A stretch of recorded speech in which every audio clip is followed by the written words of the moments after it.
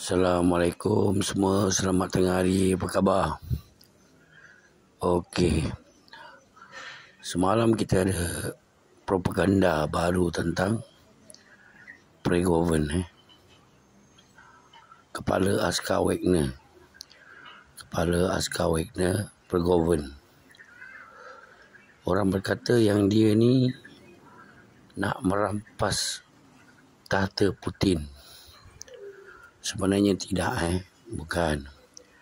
Cuma sekarang ni Putin suruh dia berehat, dan dia pun bukannya askar dulu. Dia cuma pemilik restoran di Rusia. Okey, jadi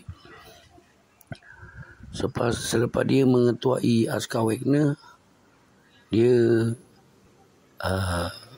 terlalu menonjol daripada askar Rusia yang lain. Askar Rusia biasa, dia Askar Wagner ni terlalu menonjol. Masa dekat Bakhmut tu, kita tahu kan dia start mula perang, lagi-lagi dekat Bakhmut tu. Jadi dia ni macam diagungkan. Bukan cakap dalam Rusia je, macam dia hero dalam askar Rusia. Sampaikan satu hari tu bila dekat Bakhmut, saya ingat lagi masa tu tinggal lagi berapa kilometer je tinggal untuk menawan Bakhmut. Dan kadang-kadang bekalan senjata tu lambat sampai ke tangan mereka. Jadi pernah sekali dia buat video dengan berpuluh, dekat 60 lebih mayat Askar Wagner ditaruh di hadapan dia, dan dia mengambil video dan mengatakan kerana senjata lambat, sebab tu Askar Wagner sampai 60 lebih orang mati hari itu. Jadi memang apa yang dia buat masa tu memang tak patut. Okey, memang tak patut. Kerana sampai ke hari ini kita tak pernah lagi lihat Rusia taruh askar dia mati di depan mata dan post kat mana-mana sosial media ke apa ke. Tak pernah. Sehingga kan British sekalipun cuba memasang spy di semua hospital di Rusia untuk mengetahui berapa banyak kematian askar Rusia sehari, tapi sampai sekarang pun mereka tak tahu berapa askar Rusia yang mati. Okay, jadi Wagner ni terlalu menonjol sangat. Jadi Rusia dah pandai. Jadi bila askar dia terlalu menonjol, jadi mana pergi askar Rusia yang sama-sama berperang di medan perang? Mana pergi askar Rusia? Padahal askar Rusia juga yang berperang dengan mereka sama-sama. Kalau nak harapkan Wagner je, satu grup je, memang tak menjadi. Memang tak boleh nak perang dengan Ukraine ni. Askar Wagner masa tu baru berapa sahaja. Baru dalam 6 ke 5% je. Tak sampai 2-3% je askar Wagner di dalam askar Rusia. Dan Putin pun dah pandai. Selepas Bakhmut telah didapatkan, dan Putin pun berkata selepas ni Wagner akan direhatkan dan berlatih semula, refit. Lepas tu mereka akan diserapkan dalam askar Rusia. Jadi tidak ada lagi nama Askar Wagner dalam askar Rusia.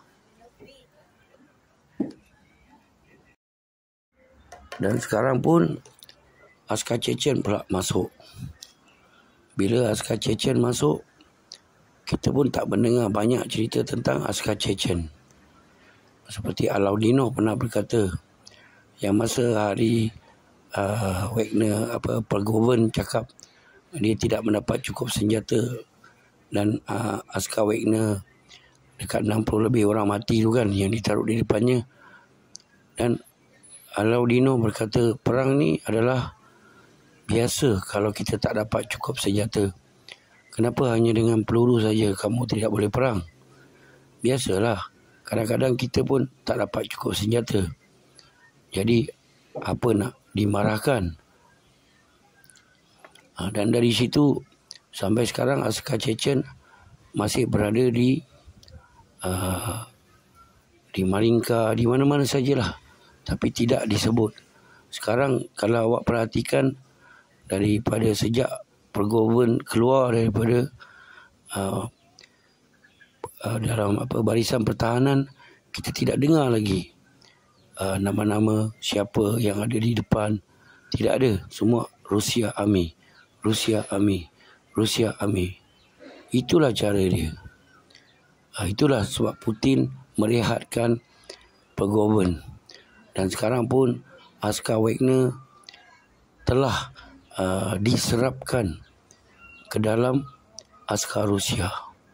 Sebab tu kita tak dengar nama Wagner. Dan mungkin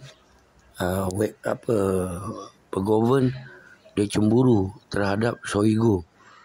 Bila Shoigu dia cemburu, dia pun berkata macam-macam tentang Shoigu.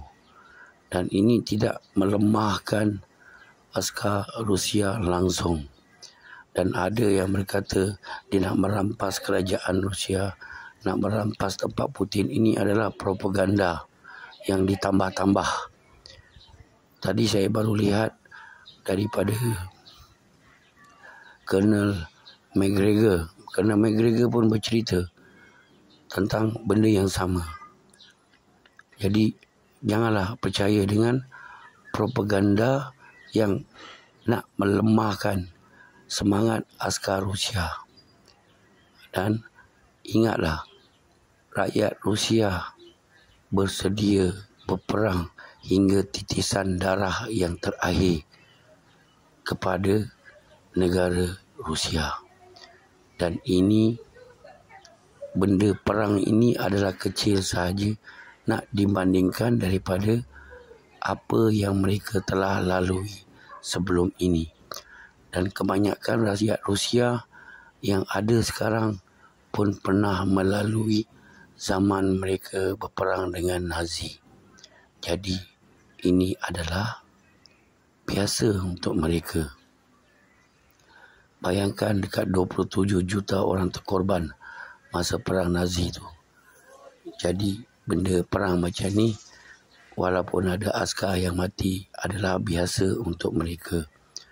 Dan kalau 10 askar Ukraine yang mati, askar Rusia satu adalah satu skor yang baik, kata Putin. Jadi rakyat dia taklah banyak sangat yang terkorban. Assalamualaikum. Selamat tengah hari, selamat makan tengah hari semua. InsyaAllah petang ni ada berita lagi untuk awak semua. Yurah.